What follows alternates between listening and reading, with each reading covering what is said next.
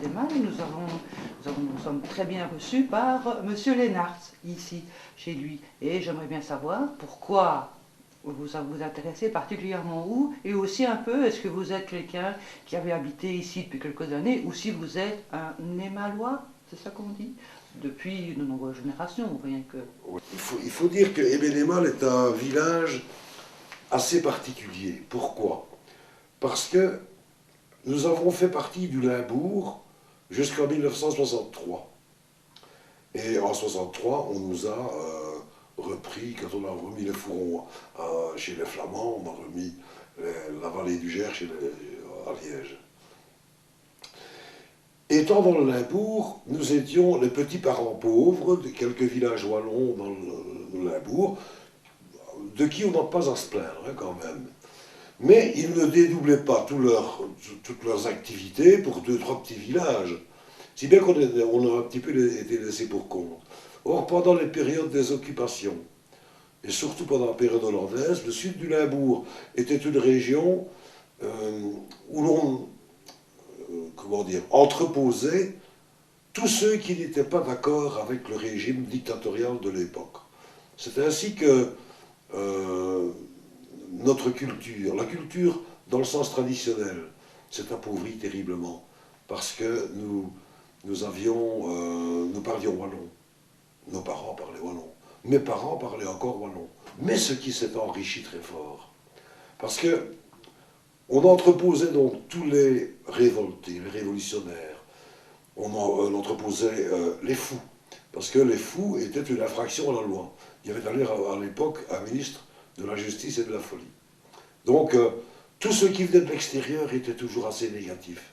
Si bien que le village s'est replié sur lui-même, et il a créé lui-même ses propres plaisirs, ses propres activités. Si bien qu'on a un folklore d'une richesse incroyable, il ne se passe pas une semaine sans qu'il y ait une activité à Ébénémal. Quand on veut organiser un souper à l'école, il faut qu'on cherche une date bien longtemps à l'avance, parce qu'il y a énormément d'activités. Et une de ces activités, c'est le carnaval. Le carnaval des Malles existe depuis... Enfin, il tire son origine en 633. Il tire son origine en 633, l'installation d'une léproserie de Maastricht, un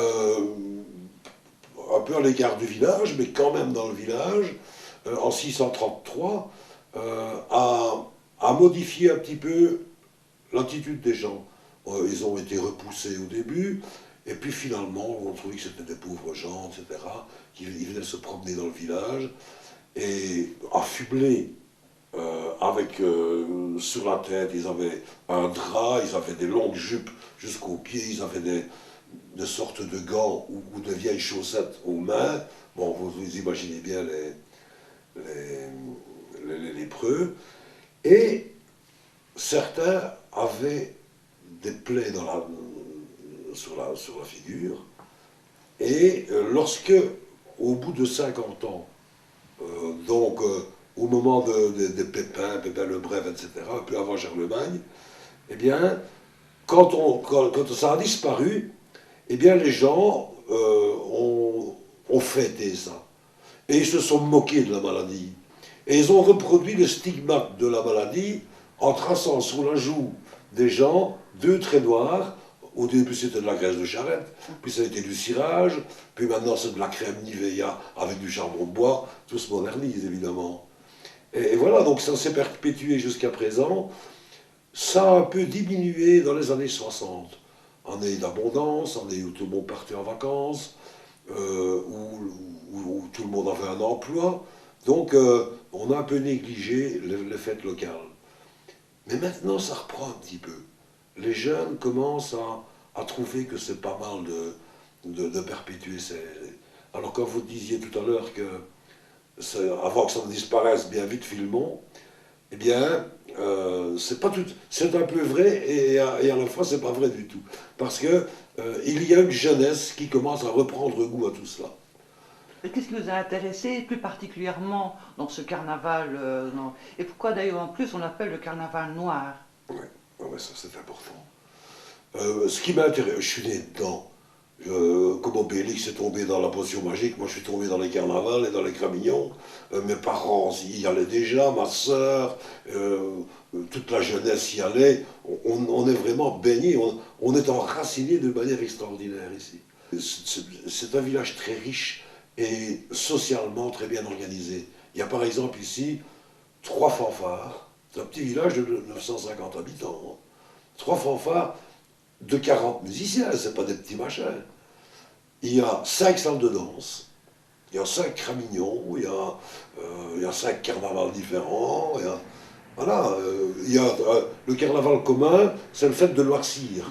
Hein, les rouflottes, les rouflottes, c'est des courses pour essayer d'attraper les gens qui ne sont pas déguisés, pour les noircir. Quoi. Et le jeu, c'est de les attraper, et le jeu, c'est de rire, et le jeu, c'est de s'amuser ensemble. Voilà. Et pourquoi noir? Ah, noir. Ça ne vient surtout pas de magie noire, pas du tout, ça n'a rien à voir avec cela. Mais noir parce qu'on noircit, tout simplement. Il y a d'autres origines possibles du carnaval. Il y a même 3 autres origines du carnaval. Il y a par exemple, je vais commencer par quoi? Je vais commencer par Le tuffeau? le tuffeau. Le tuffeau. Le tuffeau a été une source de bien-être chez nous, puisqu'il n'existe pas d'ouvriers à l'époque, il n'existait que des journaliers. Donc, ils travaillaient dans les fermes, et quand il n'y avait pas de travail à la ferme, il n'y avait rien à faire. Alors, ils allaient s'enfermer dans les carrières et aller tailler le tuffeau pour en faire des blocs pour leur maison, pour les vendre. Et quand ils sortaient, ils étaient pleins de poussière blanche, etc. Et on dit que les enfants s'en moquaient, et par contraste, eux noircissaient avec ce qu'ils trouvaient, quoi. Hein. Bon, ça peut être aussi, ça a amené aussi cette tradition. Il y a aussi le fait que, au début de l'ère chrétienne, il y avait énormément de forêts par ici, il y avait des loups, il y avait des ours. Et l'ours on en avait peur de l'ours, pourquoi? Parce que s'il dormait l'hiver, l'été il se réveillait avec grand faim, et à s'attaquer au bétail. Bon. Donc, et alors, pourquoi se réveille-t-il? Parce qu'il fait un peu plus chaud, parce qu'il y a plus de lumière, parce qu'il a faim, et on pouvait seulement intervenir sur la lumière. Alors, on est allé jusqu'à badigeonner de noir l'entrée des grottes, l'entrée des carrières qu'il y avait ici, pour faire croire à l'ours, très naïvement, que le printemps n'est pas encore là, hein, dort encore un petit peu. Hein, bon, voilà une autre origine possible. En fait, une our, c'est une personne qui est déguisée avec tous les vieux machins qu'elle va rechercher dans les greniers. C'est ce que M. Maquet m'avait dit, moi, Oui, je me oui. souviens très bien. D'ailleurs, après la guerre, ça avait baissé un petit peu l'activité, parce que tous les greniers avaient été démolis, le village était complètement démoli ici, le 10 mai 40, et on n'avait plus tellement de choses, de vieilles choses à se mettre. Mais ça a vite repris. Ça a vite repris. Mais ça a repris avec des choses plus modernes, évidemment. Hein. Mais en fait, il y a une autre origine possible des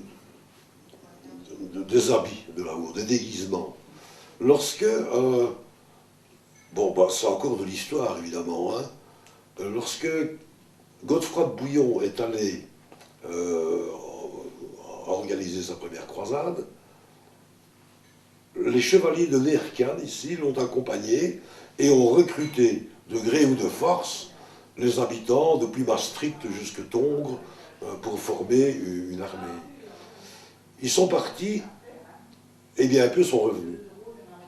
Beaucoup ont laissé leurs os là-bas.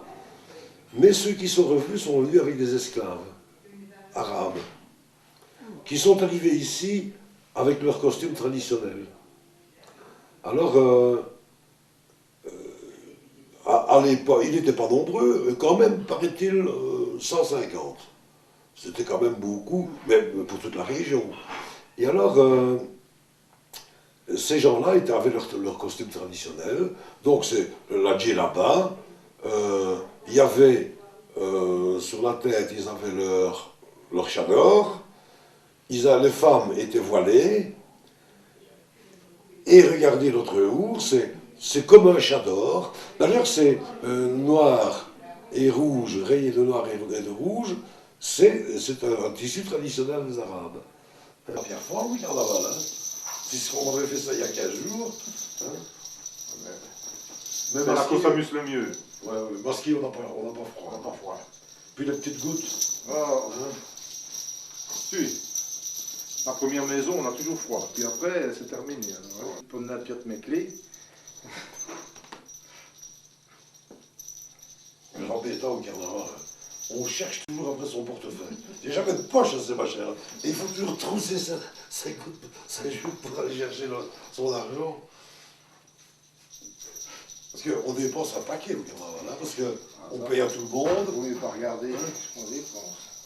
Ah non, ça devient servi. Alors, on ne le fait que de fois. Normalement, c'est des vieilles cotes. Hein. Si vous voyez au musée, c'était ce qu'on avait trouvé dans le grenier. Dans le grenier. Ouais. Ici, c'était pour être un peu présentable quand on va quelque part, parce que vous deviez les cotes, ça en est mal. Hein. Alors, oui. Voilà. Et voilà. Nous estons fait après. Le ramon, le vaisselle.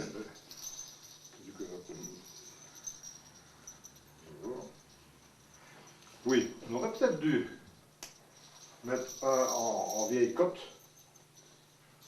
À hauteur s'ils veulent. Hein. Je sais pas, c'est pour ça que je leur ai dit de venir aujourd'hui.